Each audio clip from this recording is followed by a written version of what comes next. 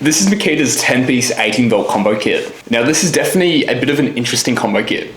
As you can see, there's no circular saw here, but in terms of value you get from all the tools included in this combo kit, I think it almost becomes worth it. So what we're going to do in this video is firstly go through the overall value of the tools we get in here, if it's a good combo kit to get or not, and then I'm going to go through every single one of these tools one by one and have a quick review over the tool. Now I can't think of many instances where you would want to buy a combo kit like this, but you don't need a circular saw. So I'm guessing that if you buy this combo kit, you're going to be using a corded circular saw, which is just fine, or you might be buying a circular saw separate to this combo kit. Now on this channel already, I have gone through and reviewed a few different 10-piece combo kits, and some of those combo kits I've actually been a bit disappointed at in terms of the value of useful tools you get in a combo kit. When we talk about useful tools, I'm talking about tools you can actually use to build something, do something with.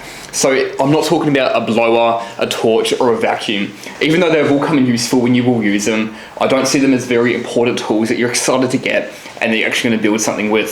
So if we take those three tools out, we've got a full-size reset, we've got a jigsaw, sander, grinder, multi-tool, and then the drill and the driver. And this is also the only 10-piece combo kit I've seen that does include the jigsaw as well. Now these days I see people everywhere using 18-volt circular saws. I use one myself, but when I started in the trade, you'd have those 18-volt circular saws just for when you're working on the roof or working in an awkward spot where you can't easily get a power lead to. So there probably still are people like that out there. You definitely do get more power in a corded saw.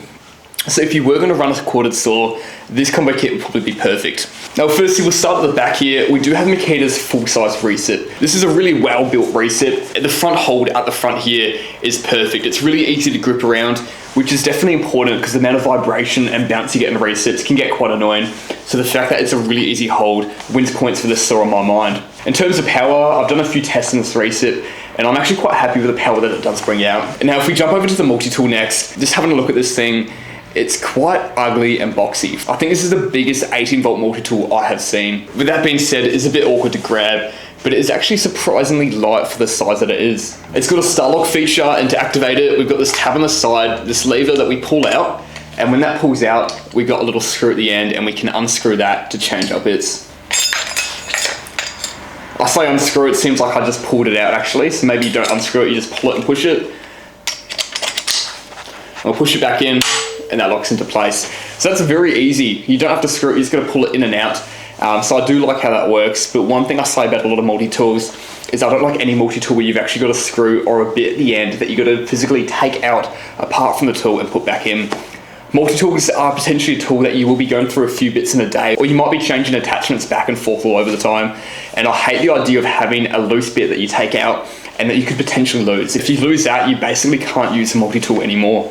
Now we'll jump to the jigsaw. It is pretty exciting getting a jigsaw with a combo kit. And first feel of this jigsaw, it does seem massive. It's quite a tall, large jigsaw, but the handle it has is really, really nice. I don't think the size of this jigsaw is necessarily a bad thing. Obviously, if you're using it, it's going to be hard up against a bit of timber that you're cutting. So the weight and the size isn't a factor. You've got good visibility to see around the jigsaw for what you want to do. And I'm actually a really good fan of that grip and that hold. You want something that you can easily hold and move around to get those real fine cuts. So I do like that jigsaw. Coming to the sander, I'm picking this up now and I do not like it straight away. So far for a few of these Makita tools, they've seemed a bit bulky. This sander definitely does seem to be on the bulkier side, but the worst thing about it is that I can't actually get a good handhold at the top here.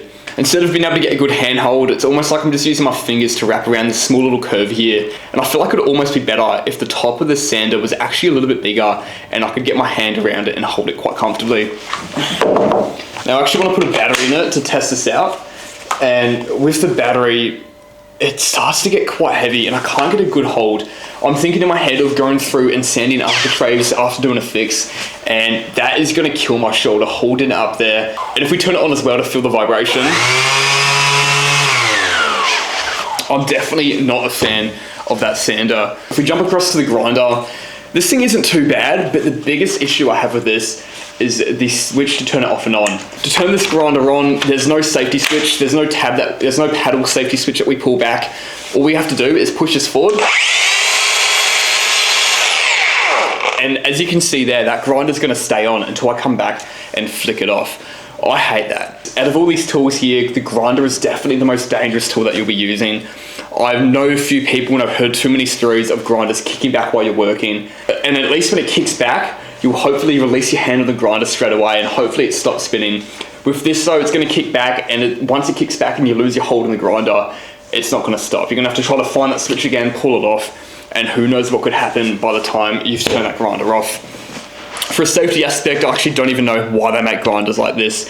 I hate it. I'm definitely not a fan of that. Forgetting about the safety element though, it does seem like in the right grinder, the handle around the body of the grinder is a bit too big for my liking. It's not a great hold, but when you're using it with two hands, it's not too bad.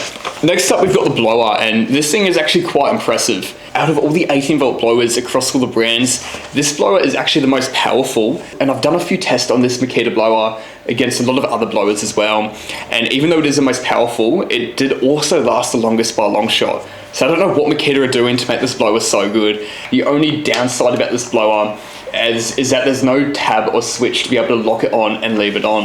You have to keep your finger on the trigger to keep this blower going. Alright, so we're going to jump onto the impact driver and the drill.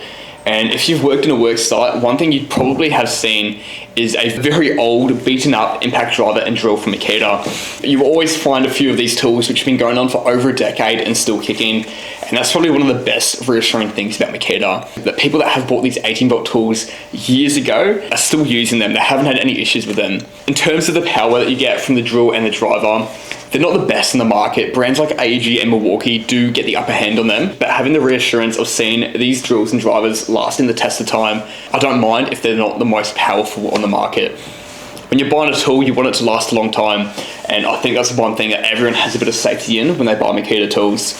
In terms of the build, the handle and the hold in the drill and driver, these tools are great. The handle is a perfect size. It just feels natural and great to pick these up and use them.